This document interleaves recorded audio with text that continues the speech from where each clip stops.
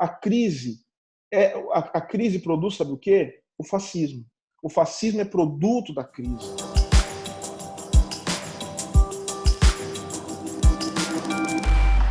Bom, pessoal, eu tô aqui muito animada de apresentar para vocês um professor fantástico que hoje vai dar uma aula pra gente. Vou aprender junto com vocês no canal. Então, gostaria de dizer o que eu sempre falo: a partir de agora, menos emoção e mais razão, e apresentar o professor Silvio Almeida, que vai nos ensinar hoje. Eu vou pegar a minha colinha para poder ler aqui toda a qualificação do Silvio, porque eu não lembraria de cabeça.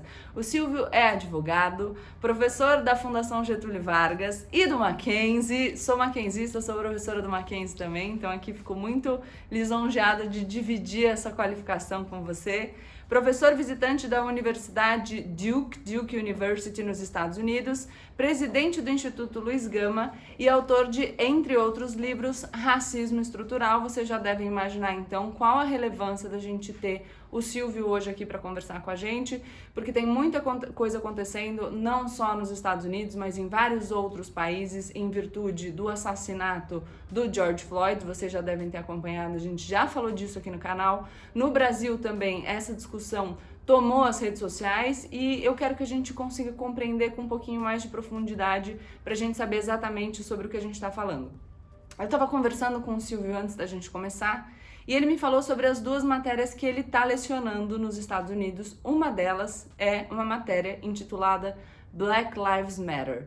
E uma coisa que aconteceu muito nesses dias, Silvio, é que a gente viu de novo o pessoal que se contrapõe a essa luta do Black Lives Matter falando All Lives Matter.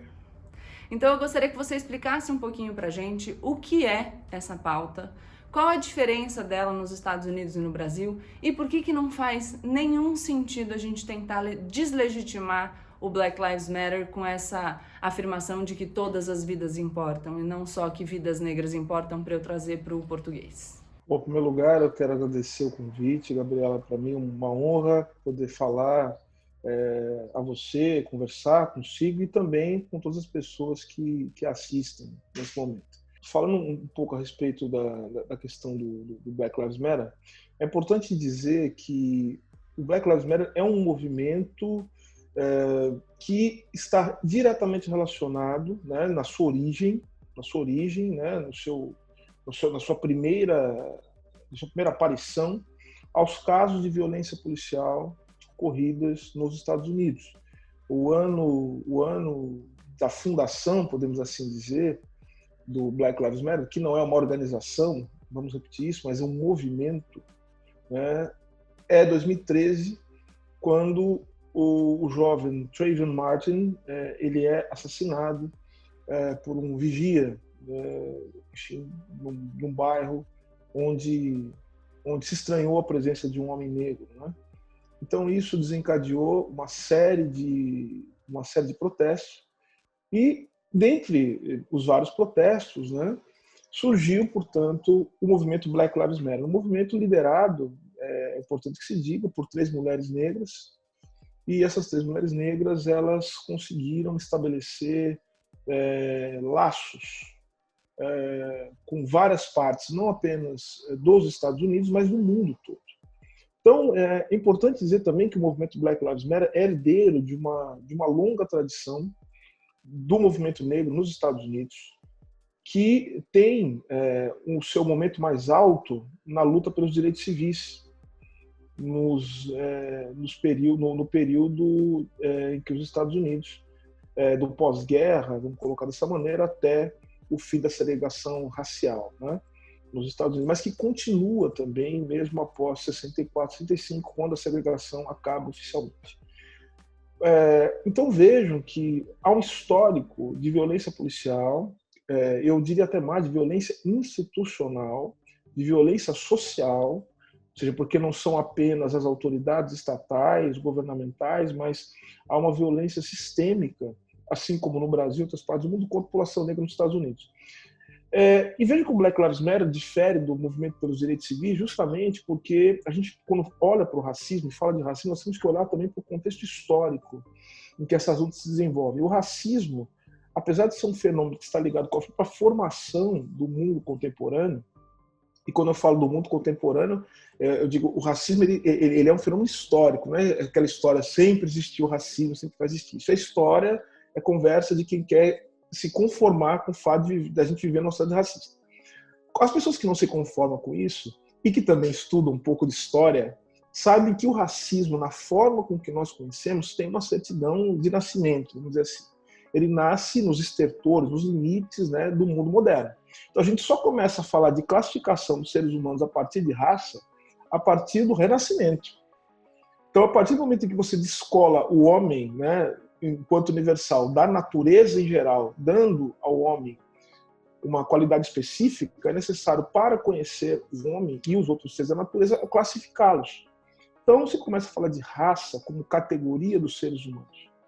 E aí, posteriormente, no século XVII, você tem a ideia de subjetividade, e depois, né, que singulariza, individualiza, penso, logo existo, portanto, você cria a subjetividade, e no século XVIII, os iluministas, portanto, eles estabelecem as bases filosóficas do que seria a raça. E veja que todos esses fenômenos, do ponto de vista filosófico, eles estão diretamente ligados a uma certa conformação, uma certa organização da vida econômica. Por que eu estou falando tudo isso para você? Porque eu estou dizendo que, para entender a diferença do movimento pelos direitos civis e do Black Lives Matter, nós temos que entender as mudanças na economia americana, na sociedade americana. Pense que o movimento pelos direitos civis, olha a diferença, eles estão pedindo o quê? Direitos civis. Pedir direitos civis, portanto, eles estão pedindo para que as instituições, o Estado, ofereça aos negros aquilo que oferece aos brancos. É uma luta pelo direito, é uma luta por um alargamento da institucionalidade, pelo estado de bem-estar social. Percebe? Você percebe? E qual que é a pauta do Black Lives Matter? Vidas negras importam. Você percebe? Ontem um amigo meu, um colega dos Estados Unidos, com quem eu tive uma conversa muito boa ontem, ele falou o seguinte, que houve um rebaixamento da pauta. Rebaixamento da pauta, não exatamente da pauta da luta, mas houve um rebaixamento das condições de vida. Porque, veja, uma coisa é pedir direitos civis, outra coisa é pedir para que não nos matem. E eles matavam já lá. Posso tirar uma dúvida aqui pensando, porque a gente fala muito no Brasil, eu percebo toda vez que eu faço um debate, que às vezes as pessoas ainda não conseguem entender a diferença entre igualdade formal e igualdade material. Então que não basta também que se reconheçam direitos em relação a determinadas pessoas, mas que o exercício efetivo desses direitos seja também garantido. Então, para deixar em termos mais simples, não adianta a gente falar, você tem esse direito, porque a pessoa precisa poder exercer esse direito, ela precisa poder viver esse direito. E aí o que você está me dizendo é que, enfim, os direitos civis são uma conquista, mas de alguma maneira a população negra sequer conseguiu exercer os direitos nessa plenitude, e aí de repente a pauta é rebaixada para uma coisa de, olha, tudo bem, eu não consigo exercer essa plenitude de direitos, e eu começo a pedir só para vocês não me matarem. Sim, Gabriela, tem uma coisa pior aí. Sabe o que é pior? É a constatação de que as instituições não estão dando conta nem de oferecer isso para os brancos. Sim. Você percebe, então, o que está por trás? Percebe, então, o que está por trás do que nós estamos observando no mundo hoje? É uma sociedade... Cornel West, estou repetindo isso em todas as entrevistas que eu estou dando. Quero lembrar do grande Cornel West, o grande pensador estadunidense, e que tem dado uma contribuição fundamental, que é um autor que precisa ser lido, né? Pelos negros, mas principalmente pelos brancos, para entender como o mundo funciona. O Cornel West falou numa entrevista, ele falou o seguinte... o que está agora escancarado, o que está agora evidente, é que os Estados Unidos é uma experiência social fracassada. Foi isso que ele quis dizer. Assim, uma coisa muito dura de se dizer. Ele fala uma sociedade que se pauta no racismo, uma desigualdade brutal, né? Mesmo nos seus momentos de maior pujança, os negros sempre estão em último lugar. E que quando, na sua era de ouro da sua economia, tinha segregação racial, quando essa segregação acaba, transforma a segregação em encarceramento em massa. Então, ou seja, é impossível que... e uma sociedade que se relaciona com o mundo exterior de maneira militarizada. Sim, é uma sociedade que gera o ódio, que ensina o ódio. E só tem o ódio a oferecer. E aí, quando você fala, por exemplo, que as instituições não estão conseguindo garantir nem aos brancos a efetiva fruição, o exercício desses direitos... a gente consegue explicar também um pouco do ódio de alguns grupos à própria pauta do Black Lives Matter, como se os negros estivessem querendo ocupar um espaço limitado. Então, se eu deixar você entrar, eu perco pouco do que eu tenho. Isso, exato. Você sabe que um outro grande pensador também dos Estados Unidos, o maior filósofo acho que da história americana, é o W.B. Du Bois, o primeiro homem negro a ter doutorado em Harvard University, grande ativista pelo fim da questão racial. Du Bois, ele chamava isso aí que você descreve, ele chamava de salário psicológico dos brancos. Ou seja, os brancos eles recebem a branquitude é justamente isso, né? Ele é um dos pioneiros do estudo sobre a branquitude. O que é a branquitude? A branquitude é a ideologia do branco, ou seja, a ideologia de que a ideologia, portanto, é a formação, a constituição das pessoas brancas, né? Ou seja, porque não existe o branco natural. O branco ele precisa de alguma maneira ser uma construção social. Então, o processo de construção social dos brancos é a branquitude. Todo branco, independentemente da vontade, ele carrega em si a branquitude. Como é que a branquitude se revela de maneira muito forte? Por exemplo, ser branco é nunca ter que falar sobre raça. É como se branco não tivesse raça. E branco é racializado também, só que ele é racializado. Eu costumo dizer no meu livro, é uma raça que não tem raça. Porque ele não precisa se deparar com isso. Isso não é uma questão para um branco. Né? E aí, o Du Bois ele fala justamente isso. Os brancos, eles recebem salário psicológico de que maneira? A vida tá ruim para todo mundo, a vida tá difícil, tem desigualdade. Só que daí o sujeito olha para trás e fala assim, minha vida tá ruim, mas a dos negros tá pior. Então, tudo bem. Quando você começa a ter conflito e resultados da luta histórica do movimento negro, ainda que no plano institucional e representativo elevem a condição do negro, por exemplo, no campo das artes, no campo um negro presidente da República, nos Estados Unidos, quando começa a acontecer isso, o que você tem? Você tem o ódio. Porque, veja, aí a vida fica muito ruim. Porque além da vida já estar ruim do ponto de vista econômico, ela fica ruim do ponto de vista simbólico. Porque eu não tenho alguém que eu possa dizer assim, está pior do que eu. Porque eu eu também posso vincular a ascensão do grupo à minha... eu fico pensando aqui, porque a gente ia falar também de fascismo e nazismo. Quando eu sempre falo que o ser humano está sempre desesperado para buscar um culpado para a própria miséria. Quem que eu posso achar para eu botar a culpa? Então, de repente, se a minha percepção sobre a minha vida, de que a minha vida tem piorado, e paralelamente eu vejo um grupo ganhando espaço, eu vou falar, então pera, a minha vida piorou porque eu tenho aqui... E isso não necessariamente é verdade, mas eu faço interpretações... Sim, Gabi, mas olha as circunstâncias da eleição do Obama. Quando é que o Obama foi eleito? O Obama foi eleito... O que aconteceu em 2008? A crise econômica. Ou seja, o Obama foi o sopro da esperança assim, do mundo civilizado, mas que também não tinha condições de continuar entregando. Então, foi uma tentativa de uma espécie de unidade simbólica. Né? Mas só que não era suficiente, porque era fundamental que houvesse também uma renovação das práticas políticas, uma renovação também do sistema econômico. Só que a desigualdade continuou. Você vai ler algumas estatísticas, sabe o que acontece nessas estatísticas? Você olha o seguinte, quando você olha quem perdeu o emprego nos últimos anos, a maioria das pessoas são negras. Quem está trabalhando em condições precárias são negras. E hoje eu acho que isso é um número absurdo, impressionante.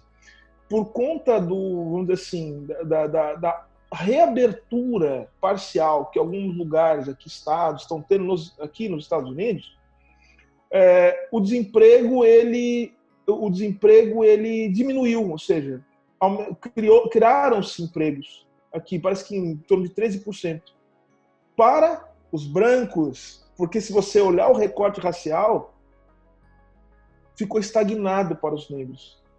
Então, uma sociedade que funciona, essa gera ódio. A crise produz, sabe o quê? O fascismo.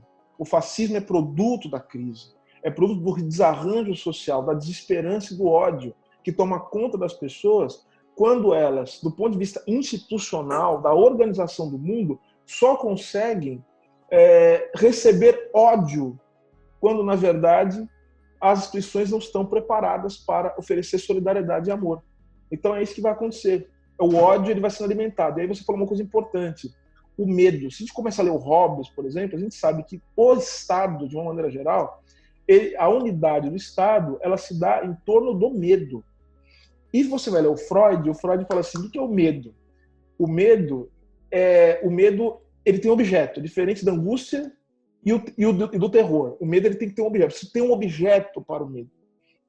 Então veja que a formação dos estados contemporâneos, desde o estado moderno até o contemporâneo, fundamentalmente, se dá com a produção do inimigo. Eu preciso produzir um inimigo. Primeiro era o externo, agora tem que produzir um inimigo interno. Quem que é o inimigo interno? É o negro, é o estrangeiro, é o muçulmano, é alguém de uma outra religião, é o cigano. É o não eu, né? É isso. Eu preciso promover uma alteridade permanente para manter uma certa unidade que, inclusive, legitime a desigualdade e legitime também o uso sistemático da violência para resolver conflito. Então, é por isso que você vê agora. Agora nós estamos numa crise absurda, porque a crise gerou governos de ódio nos dois países mais importantes da América, no Brasil e nos Estados Unidos. E agora, esses governos, diante de um desarranjo econômico sem precedentes, com pandemia, com a tempestade perfeita, mais uma vez citando o Cornel West, eles não têm condição de oferecer nada a não ser o que os levou ao poder. O que os levou ao poder? O ódio. Eles não têm mais o que oferecer. Então, essa fascistização. Para a gente não ficar no plano só da fumaça, né, da sublimação total, o fascismo, ele não toma forma simplesmente porque ele é uma ideia que está solta no ar e alguém fala, vou ser fascista, e pega a ideia assim, no mercado das ideias e coloca na cabeça. O fascismo, ele é resultado das condições materiais. A miséria do mundo produz o fascismo. Não tenha dúvida. Né? Então, todas as minorias elas serão afetadas. Né? E só para terminar o que você me perguntou, o Black Lives Matter é o produto de uma sociedade que já não é a sociedade mais do pós-guerra, do estado de bem-estar social. O Black Lives Matter é um movimento que está ancorado numa ideia do altermundismo, que tem muita ideia do Occupy Wall Street, sabe? Está muito daquela ideia do Occupy, das pessoas ocupando os lugares públicos. Veja só os protestos hoje. O Black Lives Matter está relacionado com as redes sociais, o hashtag, né? Black Lives Matter. É um movimento performático, que tem um caráter que eles chamam de identitário muito forte, mas que não deixa de dialogar com questões concretas e materiais. Então, os movimentos sociais, políticos de contestação, Gabi, eles não podem ser separados também do contexto histórico que essas lutas se manifestam. O tipo de racismo, ele vai gerar também um tipo distinto de reação. Se o racismo no Brasil é de um jeito, ele vai gerar uma reação ao racismo, e tem muita reação. Se o racismo nos Estados Unidos é outro, e obviamente que é outro, porque é outra sociedade, gera um outro tipo de reação. E eu quero, só para deixar bem claro para as pessoas compreenderem, eu vi esses dias um vídeo feito, aliás, por uma atriz americana, eu não vou lembrar o nome dela agora, depois a gente pode deixar na descrição. Mas é muito, muito claro, e eu achei muito bom. É uma moça e ela fala assim... Aparece uma menina perguntando, o que você está indo fazer? Ela fala, eu estou indo ajudar aquele pessoal porque a casa deles está pegando fogo. Aí a outra responde, ué, mas e a minha casa? Fala, mas a sua casa está pegando fogo? Ela fala, não está pegando fogo, mas a minha casa não importa? Ela fala, não, mas é que a casa deles está pegando fogo, eles podem morrer. Eles estão correndo risco. Não, tudo bem, mas todas as casas importam, não é? Ela fala, não, sim, todas as casas importam, mas é que aquela tá pegando fogo agora. A gente precisa ir lá fazer alguma coisa para essa casa agora. E outra fala, mas eu não acho que seja assim, eu acho que todas as casas importam. E acho que dá pra gente fazer um paralelo que, claro que todas as vidas importam, mas os negros estão sendo excluídos dessa importância, né? Porque eles são as principais vítimas. Sim, não, a pergunta é o seguinte, a vida dos brancos está correndo risco porque eles são brancos? Porque eles são brancos, eu tô perguntando. Exato. Aliás, eu quero dizer o seguinte, sabe por quê que o movimento negro, os negros gritam Black Lives Matter? Porque se a vida dos negros não valer nada, dos brancos também, logo também não vai valer. Claro. É isso. Ou seja, se a vida de certas pessoas, por conta da sua situação existencial, não vale, a vida de ninguém nada vale.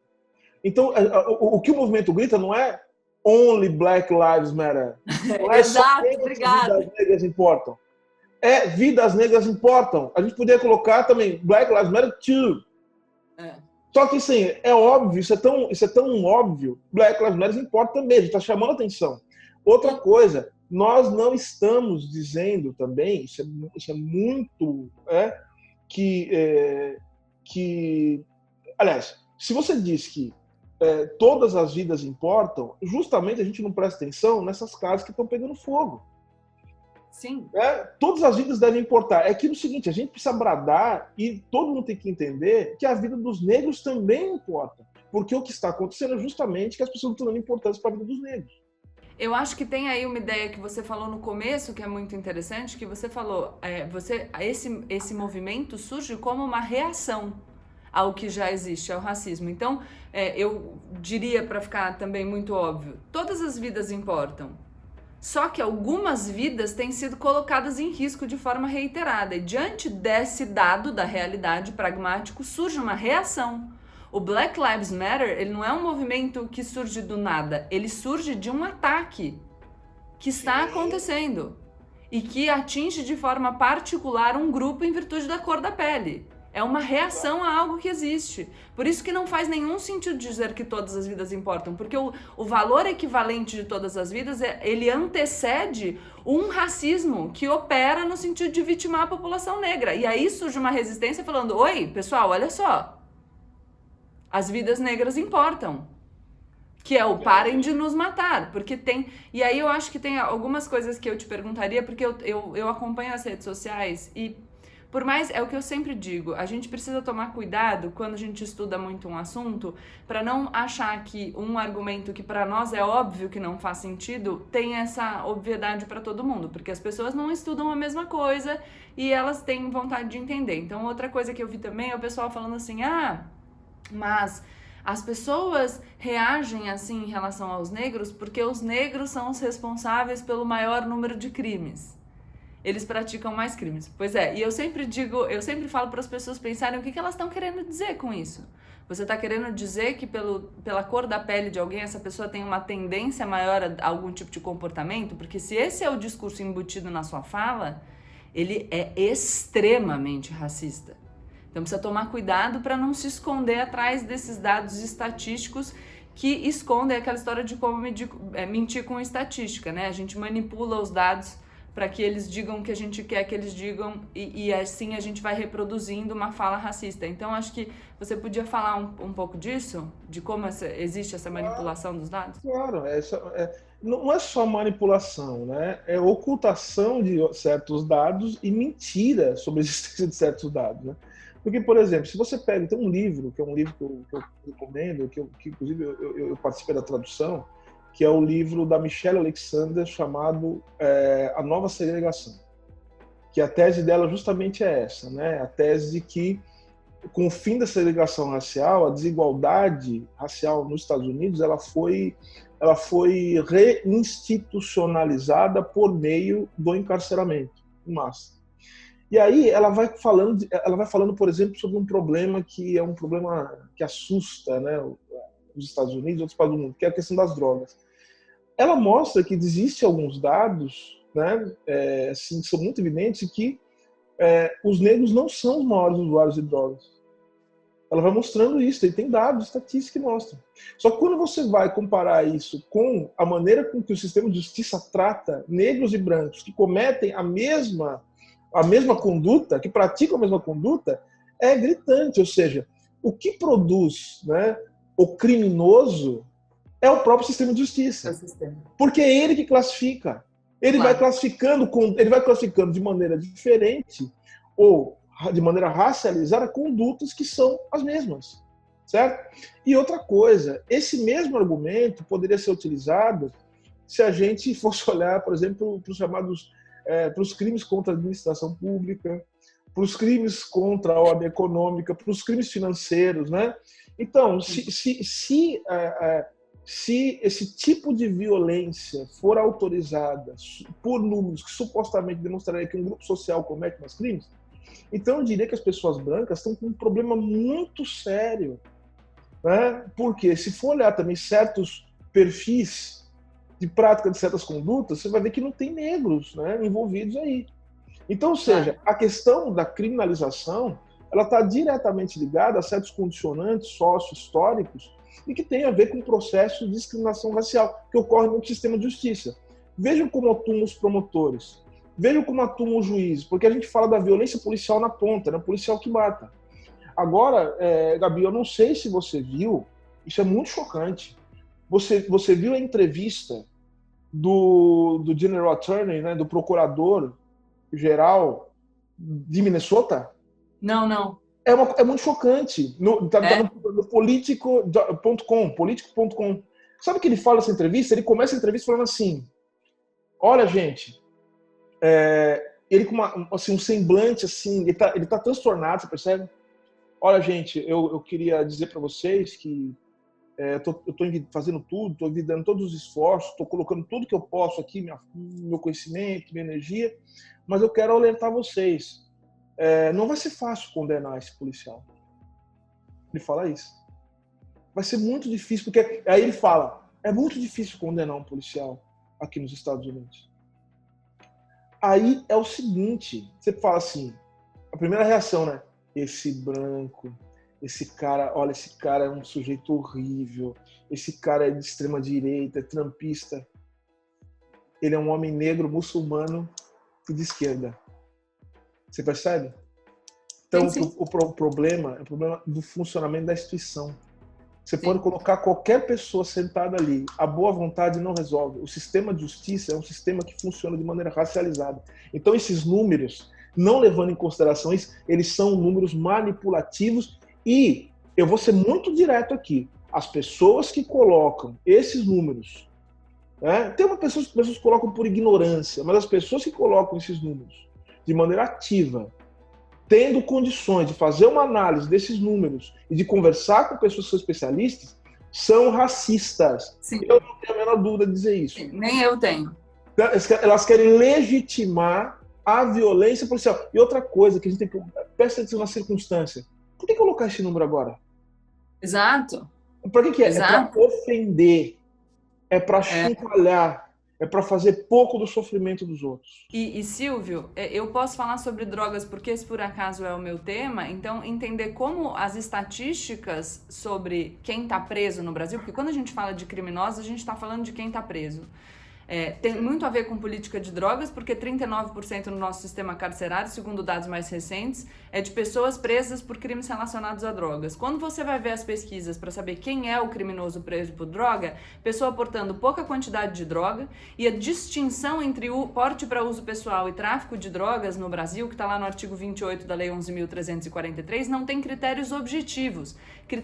Ela passa por critérios subjetivos, ou seja, o policial que está lá fazendo flagrante, depois o delegado que vai dizer se aquilo é tráfico ou se é uso, depois o promotor que vai fazer a denúncia por tráfico de drogas ou por porte para uso pessoal, são pessoas que estão dentro de uma estrutura racista, muito provavelmente o promotor, porque aqui no Brasil os cargos mais altos do Poder Judiciário são ocupados por pessoas brancas, porque a gente tem que falar de acesso à educação e todas as outras coisas, acho que isso faz parte de uma análise de racismo estrutural. E aí, se a pessoa vai ser classificada como usuário ou como traficante, isso vai depender de se ela é branca ou se ela é negra. Eu falo que, da minha vivência pessoal, eu digo que eu comecei a me interessar pelas questões porque eu era uma menina loira de olho azul, morando num bairro da periferia de São Paulo. Eu tinha muitos amigos negros e quando a gente era parado pela polícia, eles eram revistados, eu era colocada de lado e o policial me perguntava o que eu estava fazendo ali, se eu estava ali pela minha vontade. Eu pensava, gente... Gabi, deixa eu te falar duas coisas que muito interessantes sobre o que você falou. Sabe que no livro da Michelle Alexander, ela traz um dado que para mim é muito chocante, muito chocante. Três coisinhas, né, que são importantes falar. Um dado que ela traz.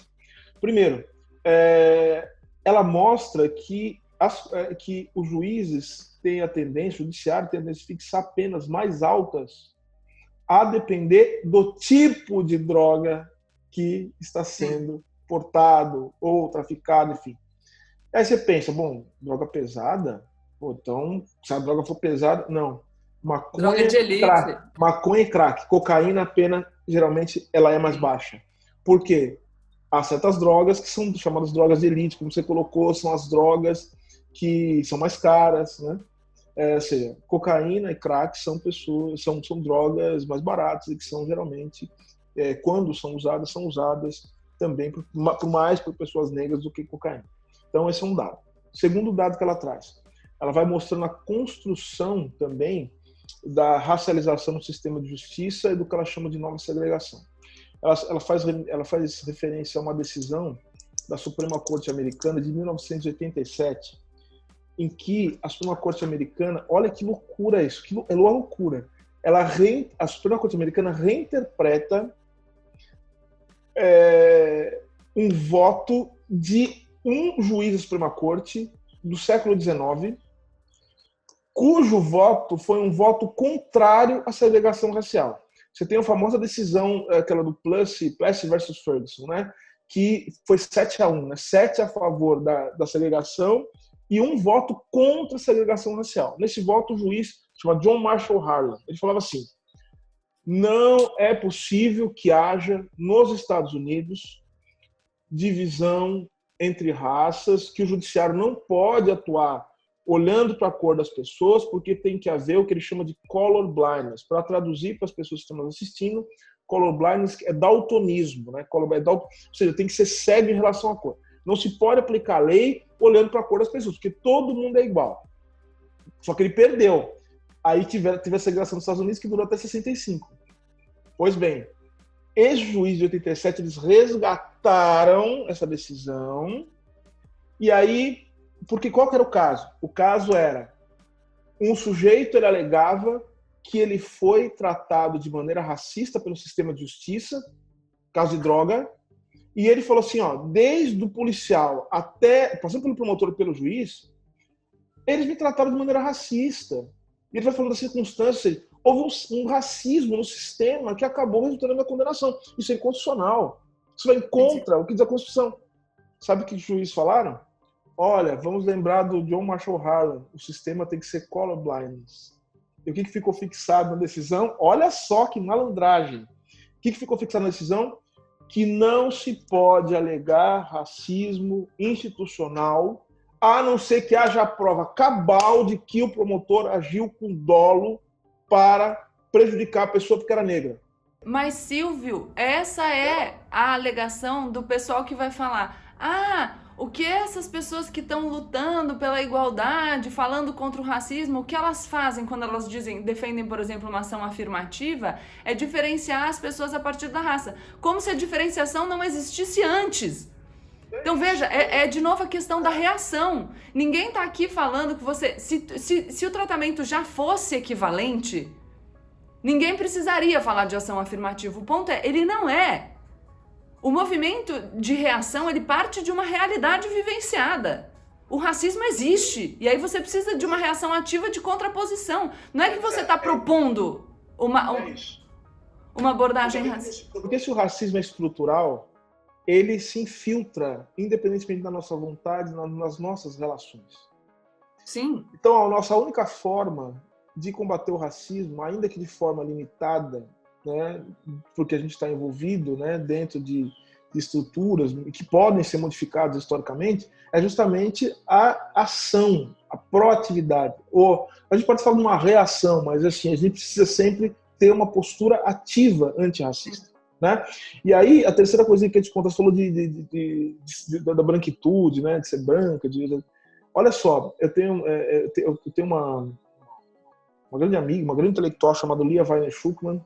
Ela é uma mulher branca também, de ascendência judaica, e ela é uma das maiores estudiosas no Brasil sobre questão racial. Só que olha que interessante, ela não foi estudar os negros, ela foi estudar os brancos. E ela fez uma pesquisa, entrevistou pessoas brancas, né, de São Paulo, é o doutorado dela, na Universidade de São Paulo, que tem um título muito curioso, chama Entre o Branco, o Branquíssimo e o Encardido. Né? Como é que as pessoas se classificam, né? Aí ela perguntou para as pessoas brancas, para todas as pessoas, ela fazia essa mesma pergunta, se as pessoas achavam que tinham algum privilégio por ser branco. Só me engano, a totalidade, ou quase a totalidade, respondeu, sabe o quê? Adivinha? Não sei se adivinhar. Não, eu tendo a dizer que disse que não tinha privilégio, mas eu não quero acreditar nisso. Não, elas disseram que tem. Elas reconheceram que tem. Por quê? Porque se tratava de uma mulher branca, perguntando. Inclusive, ela tem um caso que uma mulher rica e tal, ela falou assim, o que você está pesquisando? Pesquisando os brancos. A mulher teria dito para ela assim, puxa, finalmente alguém quer falar da gente, né? Assim, é uma loucura. Aí ela conta um caso, assim, o menino em situação de rua, branco. Aí ele falou o seguinte, a hora que a polícia chegava, ele estava com os amigos dele negros, né? A polícia chegava, né, para fazer esculacho, para pegar os meninos, sabe o que ele fazia? Ele colocava a mão no bolso e saía andando, simplesmente para mostrar, para dizer assim, que ele estava só andando e que ele não tinha nada a ver com o grupo. Então ele fazia uma postura, andava assim. E aí a polícia pegava todos os amigos dele e não pegava ele. Você entendeu? Ou seja, ele enquanto branco, era só, vamos dizer assim, se comportar como branco, ser branco, e aí passava batido. E uma coisa, eu quero falar para vocês que a outra disciplina do Silvio é raça e direito na América Latina. Como o direito serve como instrumento de opressão aqui no Brasil, acho que pode ser porque as pessoas vivenciam essa realidade. Recentemente eu gravei um programa lá na CNN e eu falei da diferença da proteção da integridade física e da propriedade. Então, quando a gente vê a lesão corporal leve no Brasil, com uma pena que vai de 3 meses a 1 ano, e o furto, que é sem violência ou grave ameaça, com uma pena de 1 a 4 anos de reclusão. Então, a diferença de proteção da propriedade e da integridade física, eu já acho que é uma coisa muito interessante, mas como que a lei, ao longo dos anos, foi usada para oprimir determinados grupos. E eu acho que aqui no Brasil a gente tem uma questão muito significativa também. Você falou do promotor nos Estados Unidos, então você falou, você está imaginando que ele é branco e no fim das contas ele não é. Quando a gente fala de violência policial aqui no Brasil, e eu fiz recentemente um vídeo falando sobre violência policial e como a violência policial atinge de forma muito mais significativa os jovens pobres e negros. Isso são pesquisas. 99% das vítimas são homens, 75,4% das vítimas são negras. Então não é uma coisa que eu tirei da minha cabeça, é um dado estatístico. Anuário Brasileiro de Segurança Pública. Mas aqui tem uma outra questão que é essa política de segurança pública que está alicerçada na ideia de confronto e que é determinada por quem está dentro dos gabinetes, coloca na situação de confronto o pobre contra o pobre e muitas vezes o negro contra o negro. Porque o policial da ponta da corda não é elite. Porque a gente sabe como a polícia... Às vezes ele é negro também. Exato. E porque tá lá ganhando pouco e submetido a uma péssima condição de trabalho, sem o equipamento para trabalhar, tendo que lidar com, enfim, problemas de saúde mental que acabam resultando em altos índices de suicídio dentro das polícias. Então, não é bom para ninguém. Só funciona para quem está dentro da sala, no ar-condicionado, determinando a política de segurança pública e basicamente falando, enfrentem-se. Enquanto a gente assiste daqui. Não, perfeito. Assim, você coloca bem. Então, isso aí demonstra ainda mais o caráter estrutural do racismo. Porque, veja, quando a gente fala, não é porque o policial é negro que ele não vai, que ele não pode agir de maneira racista, né, de maneira racista, ou seja, perseguir um outro negro. Por que isso? Porque o racismo é algo que nos atravessa, algo que nos constitui a todos nós. Então vejam que os próprios negros são apresentados diariamente a uma péssima imagem sobre eles mesmos. Então é muito comum, a gente costuma chamar de seu auto-ódio, né? Ou seja, as pessoas tendem, isso acontece também de uma outra chave, de um outro jeito, em relação às mulheres. Ou seja, eu não confio, já ouvi, né? Eu não confio na outra. Já ouvi também, eu não confio nesse cara. E por quê? Porque muitas vezes não confio porque ele é muito parecido comigo. Você cria tanto uma desconfiança entre as pessoas. O racismo ele tem esse papel de dividir as pessoas, de criar cisões, de criar ódio, inclusive ódio por si mesmo. Por isso a importância do movimento negro, por isso que o movimento negro nos anos 70, Gabi, olha só que genialidade, o movimento negro nos anos 70, né, e aí quero mandar um abraço aqui para o seu Tony Tornado, né, que fez 90 anos, que tem o pai vivo, mais de 100 anos. Então, assim, Black Power, é o poder negro. Ou seja, a gente vai... Só que Black Power, só que Black is Beautiful também. Sim. A ideia da consciência negra, pessoal, fica falando, a consciência negra é essa.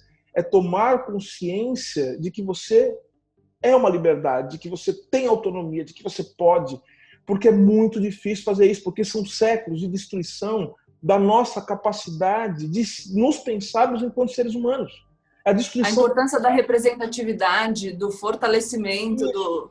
E isso só se aprende politicamente, Gabi. Como é que se aprende politicamente? Se aprende no movimento negro, se aprende. Por isso também o ataque às religiões de matriz africana, porque elas são lugares em que as pessoas negras se reconhecem para além, por exemplo, da escravidão. Porque todo mundo que fala nisso fala de escravidão, mas não fala da luta contra a escravidão que foi feita pelo movimento negro. A luta pela democracia no Brasil, que tem parte fundamental do movimento negro. E aí você falou sobre a questão da propriedade. Sabe que tem um artigo lindíssimo, e tem a ver com o que a gente estava falando antes, que se chama da Cheryl Harris, é um artigo clássico. Olha o nome do artigo, A Branquitude como Propriedade, que ela vai tratar disso, ou seja, e é um artigo jurídico, uma professora de Harvard. Ela vai mostrar como a branquitude ela acaba se tornando uma parte fundamental do que a gente chama de propriedade no campo jurídico. Então, no fim das contas, e assim eu termino, eu acho que é absolutamente fundamental que nós possamos entender essas diferenças, os processos de constituição histórica, isso tem a ver com uma disciplina, do racismo na América Latina e fala também dos Estados Unidos. A gente fala das revoluções atlânticas, né, como tem a ver com isso. Então a gente não pode entender o sistema jurídico na sua formação sem entender como a raça desempenhou um papel fundamental para formar tanto o que a gente chama de mercado no campo da economia, para formar também o Estado no campo da atuação política, mas para formar também o sistema jurídico e a decisão de quem serão os sujeitos de direito. A liberdade, como ela foi também tratada como propriedade, tendo a branquitude, esse artigo da Harris, como propriedade. Então, nos Estados Unidos, o direito tem um jeito, mas tem a raça, nós estamos vendo agora. No Brasil, também o sistema de justiça ele é racializado. Por isso que, sendo o racismo estrutural, nós precisamos mudar as estruturas sociais e econômicas para que a gente seja antirracista. Termino com o seguinte recado. Gabi, não adianta a gente falar assim, eu sou antirracista, só eu sou contra o SUS. Você percebe a contradição? Ah, eu sou antirracista, só que eu sou muito a favor da austeridade, de fazer cortes de direitos sociais, não sei o quê, porque tem que ter, a gente não pode gastar muito. E as pessoas estão morrendo de Covid-19. As pessoas estão morrendo de encarceramento. Então não adianta. Ser antirracista é lutar para a mudança nas estruturas sociais. E o Brasil é um país muito mais violento, porque um Estado com tamanha desigualdade precisa lidar com 55% da população negra. Os Estados Unidos, 13%, 14%. Para manter uma desigualdade como a nossa, o Estado brasileiro tem que ser muito mais violento. Tanto do ponto de vista físico, como do ponto de vista ideológico e simbólico também. E eu acho que uma coisa relevante que eu vejo também nas redes sociais é importante a gente entender que essa desigualdade que a gente vivencia e para a qual a gente está falando agora, que a gente precisa ter um Estado com uma postura ativa, no sentido de ter um estado de bem-estar social, no sentido da política afirmativa, no sentido de manter um bom sistema único de saúde público, é uma desigualdade que é fruto de escolhas feitas ao longo da história. Não é uma desigualdade natural. O nosso Estado não fez assim... surgiu com essa desigualdade. As nossas escolhas determinam isso. Gabi, desculpe, é fundamental o que você está falando, porque veja que o discurso racista, o que ele quer fazer? Ele quer naturalizar a desigualdade. Isso. Então, você fala assim, a desigualdade é natural, você precisa fazer o seguinte, você precisa pegar e desmontar o racismo, porque se a desigualdade é natural, nós vamos precisar também, portanto, pensar em como universalizar todas as conquistas civilizatórias que nós temos, para negros e para brancos. Enquanto o racismo existir, a vida dos brancos também será uma meia-vida. Porque se você desumaniza o outro para poder se humanizar, a sua vida... Você se desumaniza. A sua vida nunca será uma vida plena. Nunca será. E eu acho importante que as pessoas compreendam que quando a gente diz que essa desigualdade não é natural, não significa dizer que não existem diferenças entre seres humanos. Existem diferenças. Eu vou gostar de algumas coisas, o Silvio vai gostar de outras coisas. Eu vou ter talento para algumas coisas, o Silvio vai ter talento para outras coisas. Por exemplo, eu vou ler um livro de economia, eu vejo uma equação, já me dá até um desespero. Mas isso é um péssimo exemplo, sabe por quê? Porque nesse ponto nós somos absolutamente iguais. Você precisa dar um outro exemplo. Eu estudo economia, eu estudo história econômica, eu estudo economia. Mas quando aparece o Y em cima do X ali, você sente um pavor? Não, eu tô lendo Keynes, aí aparece uma forma, tô lendo Marx, aí tô vendo, parece uma, aí eu praticamente não consigo mais ler o livro, é uma coisa... Exato, eu falo que eu entendo, sabe quando as pessoas dizem que quando você tem uma tendência de confirmar suas próprias crenças, porque quando você entra em contato com algo que infirma as suas crenças, aquilo gera um desconforto físico. Eu percebo isso quando eu vejo a equação, o desconforto físico. Você sabe que eu brinco com as pessoas assim, né? A pessoa fala pra mim, Silvio, quanto é 555 dividido por 390? Eu falo assim, sou advogado, o que você quer que eu faça? Assim, a gente pode argumentar pelo resultado, né? Assim, minha questão é, eu não tenho a menor ideia de como é isso. Mas eu acho importante falar disso porque as pessoas, quando a gente fala em igualdade de oportunidades, então para a gente sanar as desigualdades que são fruto de opções históricas de seres humanos na forma em que a gente se estruturou como sociedade, algumas pessoas tentam deslegitimar essa pauta com o argumento de que nós queremos que todas as pessoas sejam absolutamente iguais nas suas habilidades e gostos enfim, e dedicação. E não é isso. O que a gente está falando aqui, porque é aquela questão da meritocracia, sabe? Então, nunca vai existir um argumento realista sobre meritocracia se a gente estiver falando de uma sociedade em que as pessoas partem de condições absolutamente díspares. Então, não dá para falar. É um argumento mentiroso. Exato. Até porque, Gabi, é o seguinte, as pessoas só podem ser livres para poder ser diferentes se elas puderem ter a possibilidade de escolher. Se a escolha das pessoas for entre morrer de Covid-19, morrer de fome ou morrer de tiro da polícia, você não tem a dúvida que as pessoas vão tomar o caminho do guerreiro. Né? Não sei se você lê livros medievais, ou então o livro falando dos guerreiros. Eu adoro ficção científica, livros medievais, coisas de guerreiros antigos, né? De África, de Chile. É o seguinte, o guerreiro, a honra do guerreiro, sabe qual é? É morrer lutando. Só que a gente não quer ver no mundo de guerra. Pode ser apropriado, né, como discurso político para incitar as pessoas a uma luta que não necessariamente é uma boa luta. Claro, não é porque as pessoas elas falam assim, bom, se as minhas 3 escolhas forem morrer de jeitos diferentes, então eu vou escolher o jeito que eu vou morrer. Percebe? Então, a gente precisa oferecer para as pessoas mais do que a morte. Quando eu falei com a Anitta, que eu estava falando da contraposição dos valores, né, de igualdade, liberdade, equidade, falando um pouco também de espectros políticos, eu falei, só que a gente precisa pensar nas coisas em termos pragmáticos. Então, liberdade é um bom valor, um ótimo valor, desde que de fato as pessoas possam exercer a liberdade. Não adianta a gente falar em liberdade se só quem tem liberdade sou eu e se a grande maioria das pessoas tem um espaço de liberdade muito mais restrito do que o meu. Isso não é liberdade de verdade. Isso é liberdade para mim, à custa da liberdade dos outros. Silvio, eu adorei. Você é maravilhoso, obrigada. Eu aprendi muito. Vou te escrever pedindo... eu dei uma anotada em tudo que você citou para eu poder falar para as pessoas, mas se eu tiver alguma dúvida e não conseguir achar, eu te peço ajuda. Obrigada mesmo. Eu que agradeço, espero ter ajudado. A conversa foi por várias direções diferentes. Não sei se eu consegui te ajudar aqui, mas é que eu estava com muita vontade de conversar consigo e também com as pessoas que te acompanham. Espero ter ajudado, minimamente. Ajudou, com certeza. Eu já vou pedir desculpa para os meus, não é telespectadores, os meus youtubers espectadores, porque eu sei que a gente foi por vários lugares, porque eu estava tão empolgada com o que o Silvio estava falando que eu fui fazendo as minhas perguntas. E, enfim, espero que vocês possam aproveitar também. É isso, se vocês gostaram, deixem o like, se inscrevam no canal e compartilhem o vídeo. Se vocês gostarem bastante, eu de repente posso pedir para o Silvio para a gente gravar um outro e tal. Sim, já colocando ele numa saia justa aqui para todo mundo ver. Meu prazer, será my pleasure, será um prazer. Obrigada, Silvio, de verdade, adorei. Querida, um beijo pra você. Tchau.